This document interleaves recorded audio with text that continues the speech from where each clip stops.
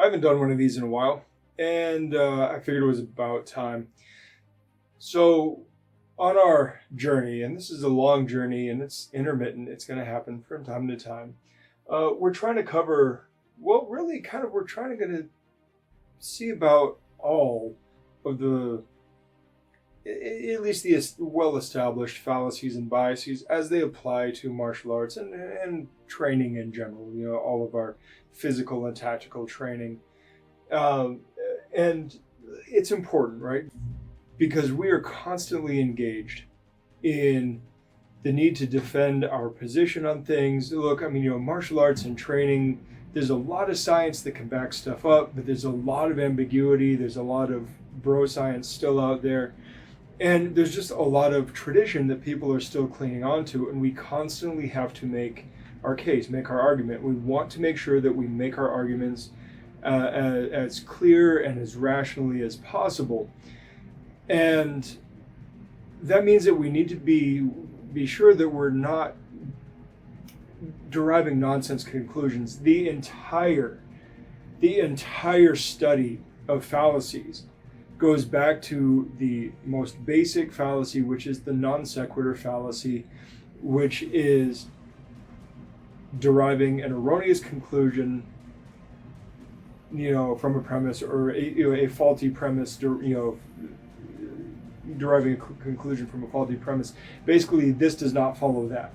That's what a fallacy is. You go, this happens because of that, and there's a disconnect in there because the one can't lead to the other.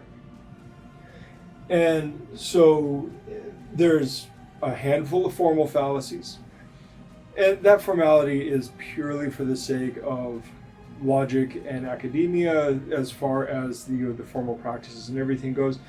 And the list of informal fallacies is much, much larger, and that applies more to social discourse and things like journalism and making arguments, in the layman sphere and whatnot.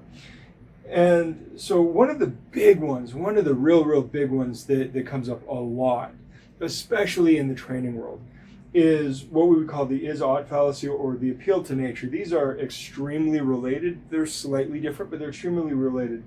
So the is-ought fallacy, or sometimes called the is-ought problem, is basically making claims about what things ought to be based solely on statements about what is. If something is a certain way, that is how it ought to be. And yeah, that doesn't follow, right?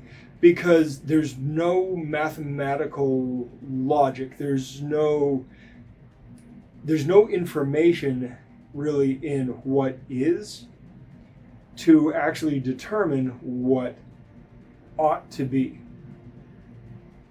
in general, right? Generally speaking, you have to go through, if we're talking about, biology or training or whatever, just because people do something a certain way doesn't mean it ought to be that way. There should actually be studies conducted. In our case, it's almost always going to be observational studies, but, you can potentially go deeper than that with some things. And you should be able to say, oh, okay, here's how people do something, but we could actually tweak it and make it a little better. And so the appeal to nature is very much the same thing. It's just hinging on the idea of what is natural rather than necessarily just what is. What is a very vague and general statement of something that is established as occurring. And that doesn't necessarily mean is, right? If you were to make a machine and your engineering wasn't quite right, you could go, well, the machine's just supposed to work that way. But then some other engineer could come along and go, oh yeah, but if you do these 10 things, the machine runs smoother, that thing goes away, and all of a sudden you have a lower cost to running the machine because that is no longer is. So the appeal to nature is pretty specifically more of an organic thing, right? In the realm of physics and biology, natural chemistry and all that. And it's just the claim that something is good or something is right because it's natural, or bad because it isn't. And again, look at nutrition, right? Everybody's favorite thing is, well, arsenic's natural and that's not good for you. And you can name a whole host of things, right?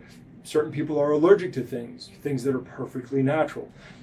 That's not good for them. Now, it's contextual, that's not universal, but still, something is natural but is not beneficial. Look, I'd like to stay away from discussions of religion and stuff on this channel. I'm not personally religious, but I should bring up, right, just because this popped up in conversation recently and now it's on my mind. There is a verse in the Bible, in the New Testament from one of the epistles of Paul, and I think it's in 1 Corinthians or something like that. And he says, all things are permissible, but not all things are beneficial. And then it follows up with I will be mastered by nothing or something like that.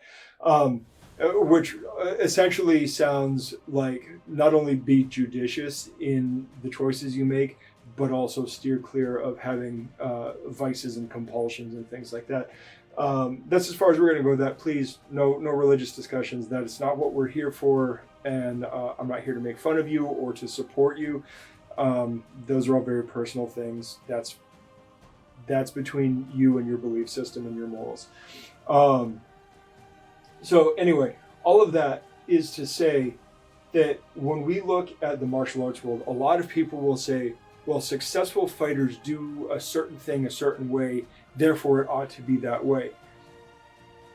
But that's not always necessarily true. And then sometimes somebody comes along and shakes up that assumption with, a new technique or a variation or something weird and wild that shouldn't work, and all of a sudden it works.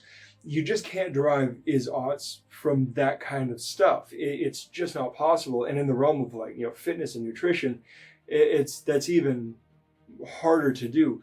I mean, yes, in nutrition and fitness, and I mean, look, let's stop here for a second. In nature, when we're talking physics, biology, chemistry, there are some hard lines that are not going to be is-ought things. They are just like brick wall laws of nature that you cannot cross without serious consequences. And there's no moderating them to be, different.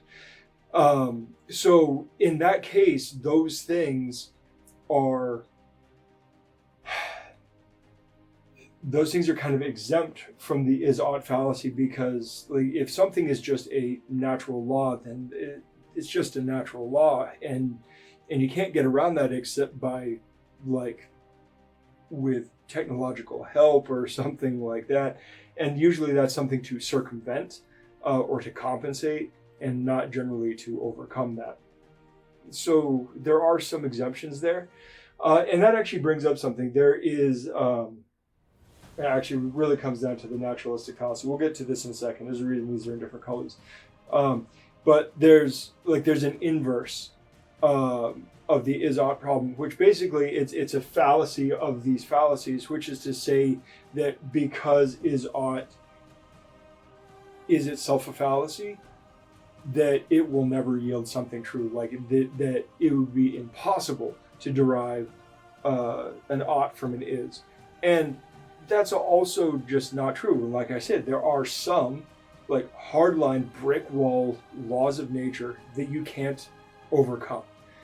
And at least not without extreme amounts of technology that still probably are just going to circumvent or find another path, but not actually overcome and remove that law. So keep in mind, right, most of these fallacies do have some caveat fallacies that say, oh, wait, you went too far, right? Because we have to come back to the fallacy, which is that pointing out a fallacy does not actually invalidate a conclusion. Somebody could have a correct conclusion and wrong logic. And it's an unfortunate truth, but yeah, some people sometimes come to the right conclusions, but have no idea how they got there. And they couldn't explain it to you if they tried. And that's a whole other thing. So the reason I brought these down here is, so we have the naturalistic fallacy, and this is the reason I brought this in, because it's not the same thing as the appeal to nature. The naturalistic fallacy is like it's taking this idea of the is-ought or the appeal to nature, but it's actually taking it to kind of another extreme, to another level, right? So where the appeal to nature is saying that something is good or right or just or whatever because it's natural, or vice versa. The naturalistic fallacy is actually drawing moral conclusions using ideas of something being like socially pleasant or desirable or whatever, basically saying that if something is or something is natural, then it should be socially pleasant or desirable. And then there's an inversion of that, the moralistic fallacy, which is literally just the inversion, that saying that if something is, pleasant, then or that nature itself cannot abide something that is socially unpleasant. Therefore, if it's socially unpleasant, it must not be natural, right? It must not be an is. So these are ones that are somewhat related, but not the same, and should not be confused with them. But they are related, and they all kind of play into this is-ought, or even the inverse of ought is. And you just want to make sure, right? Again, this all comes back down to that original fallacy, the non sequitur, that this does not follow that. And that's really all it is. It is a gap in logic where you go, your premise is this, your answer is this, and yet there is no amount of work between the two that could yield your conclusion from your premises, which means that you would have to bring in other premises, you would have to bring in other factors to actually fill that out, and then you would end up making that original premise essentially meaningless, right? This isn't to say that things that are, or things that are natural, are bad, right? Because again, that would be kind of like the moralistic fallacy. And even playing into the naturalistic fallacy, we can't make those kind of judgments. There's just no connection there.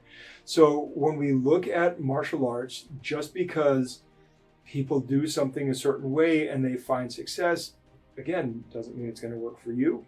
Doesn't mean that it's going to work in all contexts. You just cannot make these determinations, right? You have to drill down to like deeper root cause things to find the variables to fit the formula, right? If you were looking at math and doing a formula, like you'd have certain variables and values and all sorts of value adjusters, multiplication and exponents and summations and matrices and things like that, to help you along your way to get to your desired conclusion. Logic is just doing this without numbers. And the point is that your formula has to be in order to get the correct answer, unless you want to rely on luck.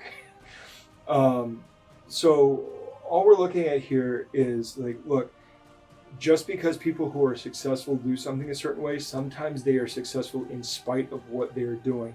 What is not necessarily what ought to be. There are a whole host of factors that just go unseen or unnoticed, or are perhaps flat out hidden and won't be revealed until some deep diving is done. And because those factors are hidden, your logic can't possibly work out because you just don't have all the variables in play. So look, what is not what ought to be, and what ought to be, doesn't necessarily mean it's going to be what is.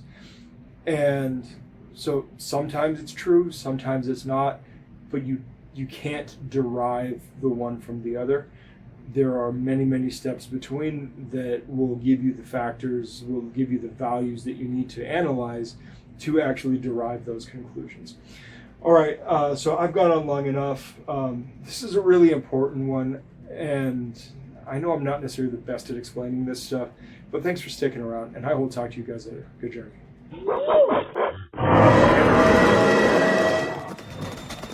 Thanks for watching. Like, subscribe, share. Check us out on our other socials, and please head over to blacksunboxing.com to get a little more info, including how to contact us. Furthermore, if you are in the Phoenix area, please feel free to stop in, say hi, join in for a class, whatever.